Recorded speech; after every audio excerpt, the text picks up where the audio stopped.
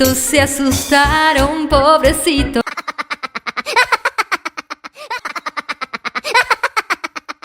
En la granja de Don Juan el sembrador.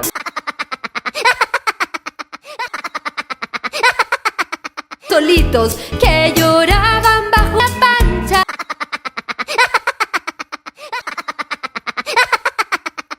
Se metió como una chancha dentro de un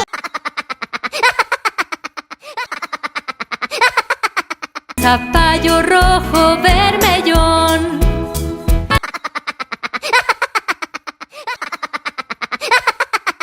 Chancha que asustas a tres chanchitos. Picaron en la coliflor.